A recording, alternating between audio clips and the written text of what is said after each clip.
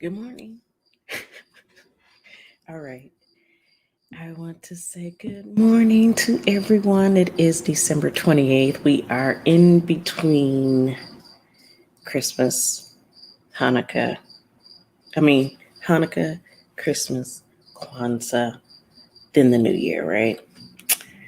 I wanted to just come in and check in with you guys. This is Dr. Shanae of SP Consulting Group, where I am your organizational and executive business coach, focusing in on wellness. I like to do these wellness watches. Mind you, I had to have my own wellness watch just because I did a 5-day challenge, super tiring. And then it was the holidays and daycares are closed because of, as Kevin Hart says, the vid. Um, so we are practicing self-care and trying to get on here and also help you guys practice self-care and watch your wellness. Yes, baby. My son just woke up. So give me a second. Johnny, come here. Come here. Oh, yeah, it is raining. So, yeah, and it's raining too. And you guys know that when it comes down to it, for those that may not know me, I have sickle cell. So, also bringing awareness to some of the randomness that goes on for those that have autoimmune diseases, conditions, issues, etc., etc. Um, so, today I wanted to get on here because, like I said, I had took a little break. So sorry for you guys that were getting comfortable with my Monday, Wednesday, Friday, but I have to take a break. I had my what is it called? My detox, the mental detox. Um, my colorful commentaries. I want to get in here really quick. Okay. And so, man, that was tiring. And so I was really showing up 100%. And as leaders do, you show up 100% to your people that are coming to get a word from you, that's coming to get guidance from you. And so ultimately, I really was like, my goodness, I haven't done a challenge in forever.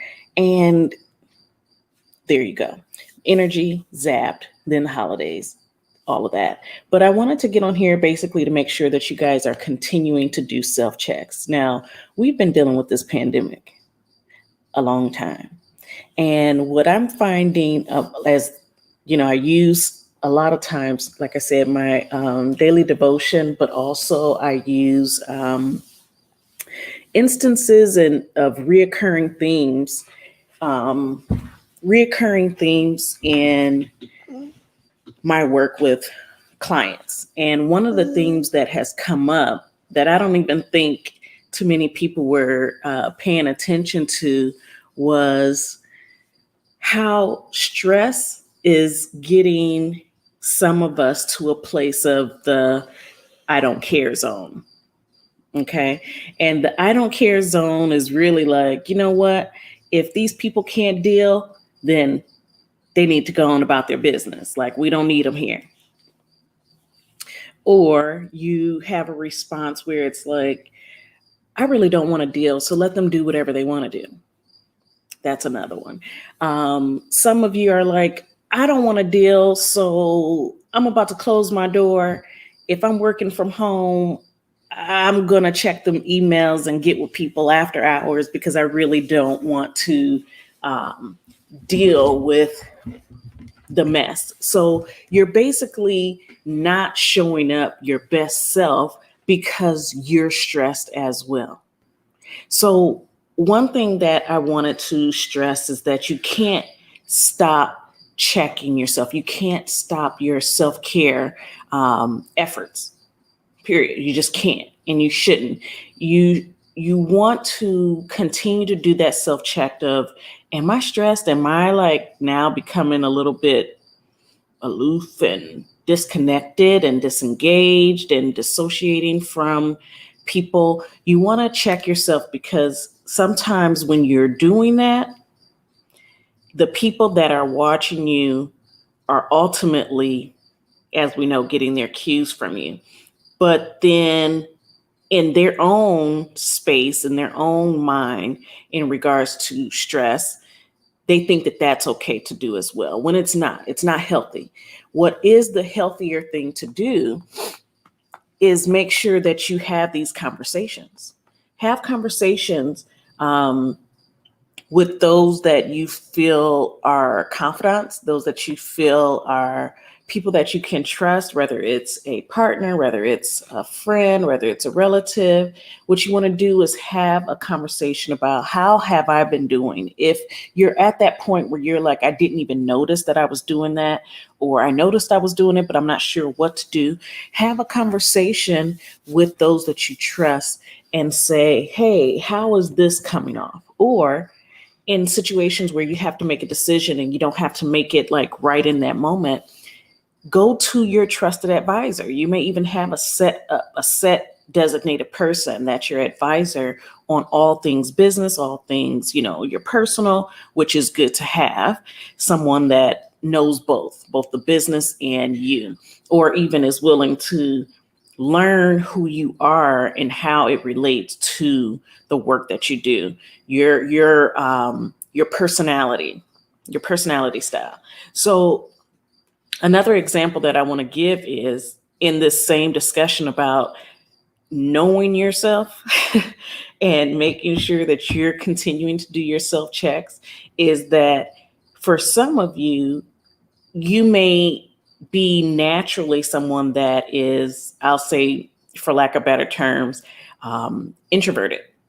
And that character trait of being in a space where you get more of your energy and your sort of your kickstart from things of being quiet, being in your own space, because of the stressors, especially with how long we've been dealing with this, you're probably noticing, period, that you are more withdrawn. You are spending more time with yourself, and you may not see it as a problem because you're like, if I don't, spend this time with myself and recharge, you're not going to get the best part of me, So then you take that check and say, wait a minute.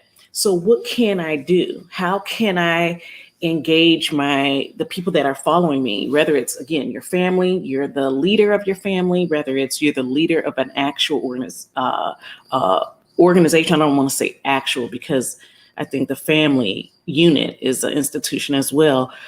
But when you are looking at, how can I bring it all together? And sometimes it's just that simple. You can literally check in with people and say, hey, this is what I've been dealing with. This is what I have been doing these days to try to maintain my sanity throughout this forever long pandemic. And then ultimately, you're engaging them by having that conversation. And if there's someone that's also introverted, they may say, yeah, absolutely. Like, this is crazy. This is what I've been doing too. Maybe doing, individual check-ins may be helpful, and space them out. Because again, if you're someone that gets your energy from being alone, from having that alone time to regroup, to go into your own space, maybe even practice mindfulness, it may be a bit much to do group work, but it's still possible for you to engage at a pace that makes sense. And you can communicate that. I am going to try to connect with you guys one-on-one. This is the schedule I'm doing, and you can set your own pace of it. And you can say, hey, I'm only going to do about 2 or 3 a week, if that, depending on your organizational size. But you can even stretch that out to delegation. Delegate someone who is really, more of the extrovert that needs that connection. Turn it around. If you aren't able to really engage, then turn it around and delegate. If you are someone that is really active, really engaging, and you're like, I really need to make sure that I'm connecting with my staff, then you're ahead of the game, in the sense that that's where your energy goes in the direction, okay, in that direction. So then what you may want to do again is checking yourself on what are those engagements like? What is it that you can do to optimize those connections? Because even though you may be more of an introvert or extrovert, I should say, if you're more of an extrovert and engaging with people is like, that's nothing, you still want to be able to check yourself because you may be explaining and processing and connecting in ways that you normally wouldn't, that is on the borderline.